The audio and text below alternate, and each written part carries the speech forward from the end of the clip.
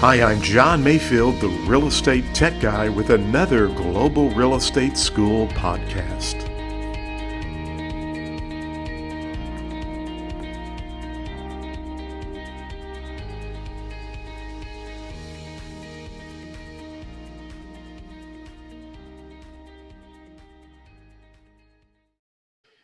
Well, thank you for joining the podcast today. I have a good friend of mine and actually one of my students. I don't know why he's a student, Wayne Schoeneberg. He's an attorney in St. Louis. And I told Wayne, I said, you really don't have to go through my real estate school. But Wayne wanted to get a feel for what we go through as real estate agents. And he's also a speaker and a very good attorney, and you can see one of his famous clients behind him there as we visit. But Wayne's a great guy, a great speaker, and he's doing more speaking in the real estate industry. So if you need a speaker who can talk about ethics, license law, any kind of legal issue, I would highly recommend him. He's our past National Speakers Association president in St. Louis, but more than anything, he's just really a great guy. And so, Wayne, thanks for joining and appreciate Thanks for having you having on. me.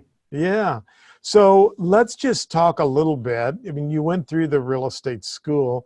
It's kind of, for me, sometimes I tell people who are going through my pre-licensed real estate school, it's a lot of legal definitions and terminology. And I was a little worried when you went through because I try to, when I'm covering a topic, in my mind, I'm always saying, I know we're teaching it, but it probably really depends legally if this is valid or not. But I mean, what were your thoughts about the school and just, Oh, well, John, I took the school because I thought if I were going to speak to real estate associations and real estate groups, that I really wanted to get a good feel for what the agents were dealing with and the brokers and everything. And I knew that you had this school.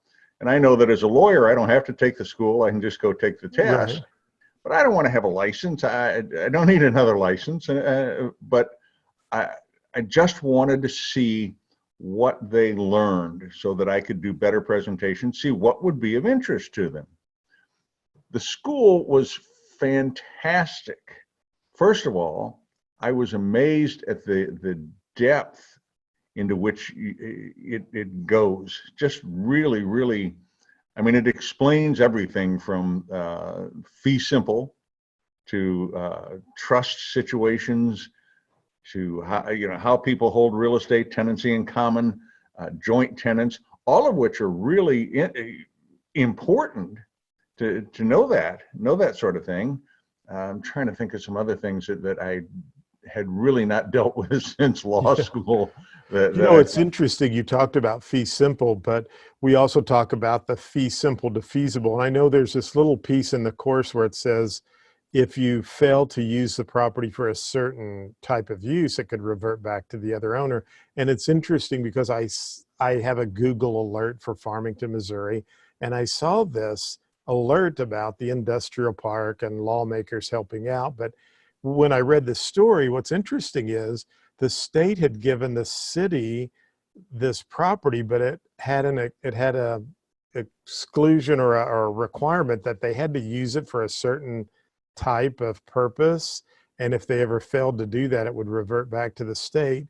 So they're like, the title company wouldn't write title. And there's this big problem in trying to get the state to pass the law to lift this. But so, yeah, those things we talk about do happen on a. Yes, they do. And Again, I was really impressed with the way that you went into it and explained it. First of all, it was a very basic explanation, but it really went into depth on each one. And again, it hadn't occurred to me really. I remember back to my property classes, learning these various things. It hadn't occurred to me really that real estate agents would have to confront such issues. So that was enlightening right there. Yeah. But what I really liked most of all, when I was born, I stood in the wrong line, and they did not give me the math gene. Okay. And so what I really liked in the course was the way you explained and worked through the math problems. Your little T thing Oh, thank is you. yeah, it's just great. I mean, that's I went, wow, that seems so simple. How come I hadn't nobody had Yeah. taught me that before? So that was really helpful. That part really helped. Well, good. Now, as an attorney, speaking to new real estate licensees who might be watching, or even some of my existing licensee friends who've had a license for a while, I mean, what piece of advice would you give us from an attorney, from your legal side, to make sure we don't get in trouble or that we're doing the right thing? Well, the most important thing I could say is that you need to keep up and keep current on what the rules and regulations are that you're dealing with. Um, as I went through this course, all of these things kept popping up. Your listing agreement, your broker disclosure agreement, little things that can trip people up. That is generally, in my experience as a lawyer of over 40 years, that is generally the thing that gets people in trouble is the inattention to detail, the little thing that you forget to do that maybe goes by unnoticed. Maybe you get by with it, but if somebody comes along and brings it up, then you're in trouble. So paying attention to detail, knowing what's expected of you, getting your legal education and your we call them CLEs, continuing legal education, get just CEs in the real estate Right. business, getting your 12 hours and really knowing what's expected of you. Most people deal from a position of honesty and integrity, and yet I see all sorts of people who end up in little legal problems, not because their intention was bad, but because they didn't know what they were doing. They just made Right. a little mistake. That's a great point, and I love what you said about the little things, because I know I always remind my agents that it's the one that you let slide a little bit that always seems to come back and haunt you later on. And so really making sure that you are attentive to detail and staying up with the license law and the rule changes, because things do change a lot. We have to be aware of those. Now, you're starting to do some coaching for real estate agents. Talk a little bit about what you would like to, or what you're envisioning, what you'd like to do, because I'd love for people who have a need to be able to reach out to you. Well, my coaching with real estate agents is really about increasing performance. And as a matter of fact, I just put a video on Instagram today that talks about setting goals. John, real estate business is in a little bit like the law business. I mean, I'm a sole practitioner. I've run my own business since 1974. So what do I need? I need new clients, and I need people to come in for advice. All right. Right. So as a real estate agent, first of all, you've got to know where you're going. The beginning of this year, for instance, you want to set some goals. Well, people will generally say, look, I want to do better than I did last year. Well, that's not a goal. That may be a result, but the question is, how do you get there? So you say, well, I want to have more listings, or I want to have more showings. Even those aren't goals. Goals need to be specific. So sit down and plan. Anytime you're in business, you've got to have a plan. You've got to have a specific plan, and you've got to have goals. So I work with somebody would say, I'd like to make more money. Well, how are you going to make more money? Are you a listing agent? Are you a selling agent? Tell me where your money comes in. How do you get there? What is it that you're going to do? And I make my clients sit down and come up with a plan. And then, as I say, I take over where their mother left off. I Right. keep them accountable for doing that. So how many people are you going to talk to, as an example, reaching out to people? You know, your best source of business, my best source of business, is my old clients. I get referrals all the time from people. But if I don't keep in touch with them, they forget me. Right. So how do I get in touch with them? Well, I do my social media. I do a newsletter. I send them birthday cards and seasonal greetings. It takes work to do that, but it pays off. It's easier. more efficient and less costly to get repeat business and referrals than it is to go out and dig up a new one. So that's one of the things I do, is make them really think about what a plan is. We come up with a plan in the early parts of it, work it through, get it all fleshed out, and by the end, send them out with that plan and get results. Well, and I love that key point you said there too, is having someone like you who's coaching them, who can keep them accountable. Because yesterday I have a little app on my phone called the 5-Minute Journal. I think there was a book that was developed, and I think the app's $3 or $4, but I love this app because it notifies me at 8 in the morning, what are you grateful for, and what are my goals for the day. And yesterday I set a goal just to call 5 different past clients, and I did that because I knew at the end of the day, my 5-minute journal asked me, so what'd you do today?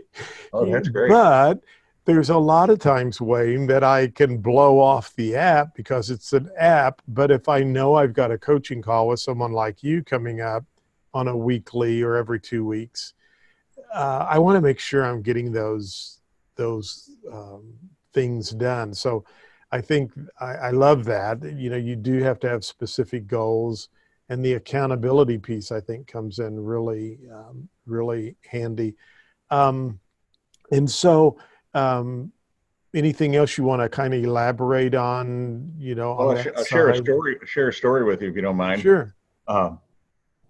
There's a local businessman in St. Louis. He's very wealthy, extremely wealthy through his own efforts. He's extremely smart. He gets involved in startup companies, and he's an IT guy. He's just amazing guy. I've known him socially for many, many years. One day out of the blue, he calls me up and he says, I need you to coach me. And I thought, I think we've got this backwards. Yeah. Coach me. And I said, well, it's really interesting. I'm honored. I'd be glad to do that. I said, what is it? He said, well, because of my position in the company, I'm so powerful in the current company that nobody holds me accountable. And he says, I know that you're coaching my friend David, and David tells me that every Thursday evening he's got to have this list of stuff done. And he said, I need that.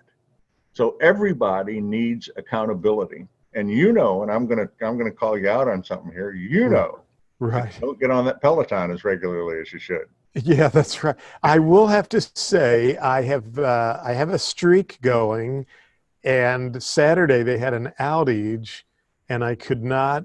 I actually rode the bike, but I couldn't log it, and it came back up about 6 o'clock in the evening. But I was too tired to get back on. But yeah, you know, it is easy to get, and I know some people probably think Peloton, you paid a lot of money for that bike, but there is that accountability piece Yeah. that I look at, and it has helped me, and having a coach there telling you to turn that knob a little bit. But yeah, I'm working on it. So, well, I really appreciate Wayne so much. I try to keep the podcast kind of short. He's just been a good friend. He is an amazing attorney, but he's doing some amazing things in the speaking field. And I was just honored to have him go through my real estate course. And so I'm glad he liked it. And you know, it was great to have the feedback he gave me throughout the course. So we wanted to do a quick webinar, but I also wanted you to be able to reach some of my customers and clients that, you know, once you finish the real estate school, I know a lot of times people say, gosh, there's so many agents out there. How am I going to survive? But you can do it by setting goals, working with a coach, and getting the right direction and vision on how to get to that point. So Wayne, tell them how they can get a hold of you if they're interested in coaching. Okay. Yeah, and what you say is true, John, because you know I started out of law school. As a matter of fact, I wrote a book for young lawyers called No Clients, No Job, No Problem. I started out of law school just because a fluke of business I was supposed to go into didn't occur. And I hadn't applied for any jobs anywhere. So here I was, and started out from nothing and turned that into quite a successful industry. And it's the same thing when you finish that real estate school and you get your license. You look around and it seems overwhelming. And it can be, and that's the advantage of having a coach and somebody who will help you in those early stages. I wish when I started practicing law that I would have had that, because I know that I stumbled over any number of places that I shouldn't have. So to get in touch with me, first of all, my phone number, 314-708-1000. Now, I have a website that's my name. And of course, my name is just brutal to spell, but it's Wayne, WayneSchoeneberg.com. And you can reach me through that, or Wayne@WayneSchoeneberg.com. And I'll be editing this, and I'll add that into the notes so they can see that too as well. So thanks, Wayne. Sure. Yeah. You know, something that just dawned on me too while you were going through that, and the reason I think that your connection with coaching real estate agents and being an attorney, some people might say, you know, do I want an attorney to be a coach for a real estate agent? And the answer is yes, absolutely, because Wayne has done a lot of trials in front of juries.